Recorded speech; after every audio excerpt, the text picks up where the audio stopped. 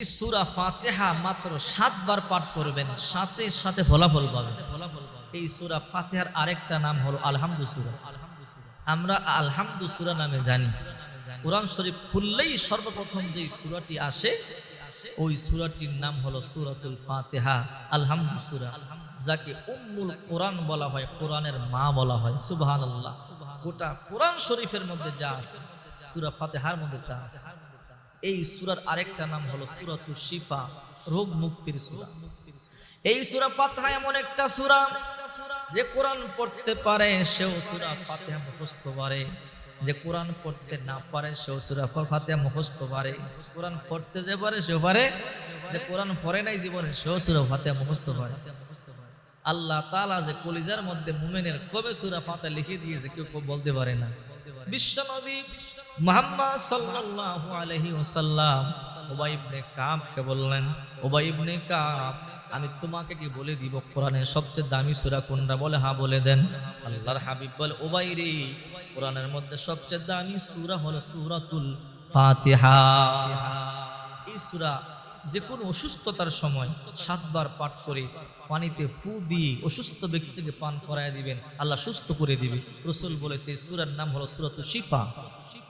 আবু সাঈদ আল খুদরি রাদিয়াল্লাহু তাআলা আনহু বলেন, বিশ্বনবী মুহাম্মদ সাল্লাল্লাহু আলাইহি ওয়াসাল্লাম আমাদেরকে সফরে পাঠালেন।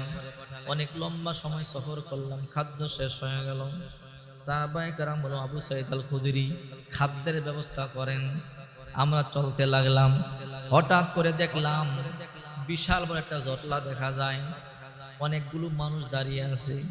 আমি চিন্তা করলাম দেখি তো জটলার মধ্যে কি। আমি সামনে গেলাম, সামনে গিয়ে জটলার ভিতরে ঢুকলাম। ঢুকে দেখি এক ব্যক্তি শুয়ে আছে, চোখ দুইটা বন্ধ, অজ্ঞান অবস্থায়।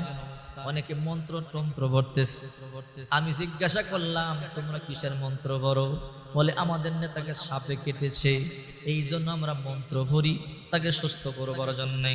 আবু সাঈদ আল খুদরি রাদিয়াল্লাহু তাআলা আনহু বলেন, তোমরা যতই মন্ত্র পড়ো কিয়ামত পর্যন্ত এই মন্ত্র পড়লো তোমাদের নেতা সুস্থ হবে না। তো কি করলে সুস্থ হবে? বলে আমি এমন কিছু জানি, আমি পড়লে তোমাদের নেতা সুস্থ হবে। তাহলে সুস্থ করে দাও। আবু সাঈদ আল খুদরি বলে, এমনি সুস্থ করবো না। তো কেমনে? 30টা ছাগল দিতে হবে। এলাকার লোকেরা কয় আমাদের নেতাকে সুস্থ করো, আমাদের নেতা যদি সুস্থ হয় আমরা 30টা ছাগল দিতে রাজি।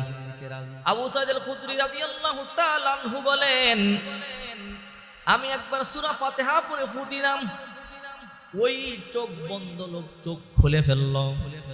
দ্বিতীয়বার সূরা ফাতিহা পড়ে ফু দিলাম, ওই লোক শোয়া থেকে বসে গেল। তৃতীয়বার সূরা ফাতিহা পড়ে ফু দিলাম, ওইটা বসে হাঁটা শুরু করে দিল। এবার আবু সাঈদ আল খুদরিকে তারা 30টা ছাগল দিল। আবু সাঈদ আল খুদরি রাদিয়াল্লাহু তাআলা আনহু বলেন, আমরা 30টা ছাগল নিয়ে মদিনা থেকে রওনা করলাম। প্রতিমধ্যে ক্ষুধা লাগলো, আমরা কিছু ছাগল জবাই করে খেয়ে ফেললাম। খাওয়ার পরে মনে মনে চিন্তা করলাম ভুল করলাম নাকি, কোরআন শরীফ পড়ে ফু দিয়ে ছাগল আনলাম।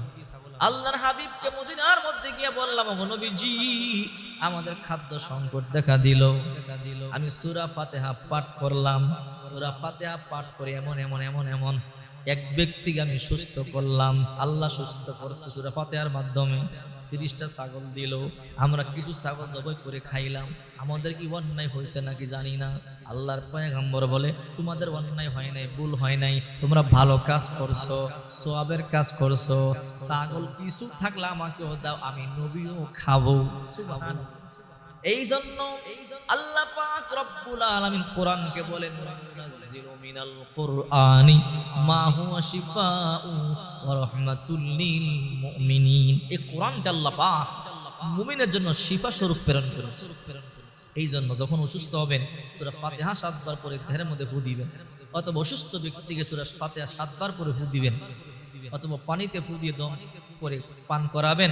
আল্লাহ তাআলা অসুস্থ ব্যক্তিকে সুস্থ করে দিবে। সূরা ফাতিহার মধ্যে আল্লাহ অনেক কল্যাণ রেখেছেন যা কোনোদিন কল্পনা করতে পারবেন না। সূরা ফাতিহা হলো একটা দোয়া, সূরাতুদ দোয়া আরেকটা নাম। এই সূরা পড়ে আল্লাহর কাছে যা চাবেন আল্লাহ তাআলা তাই দান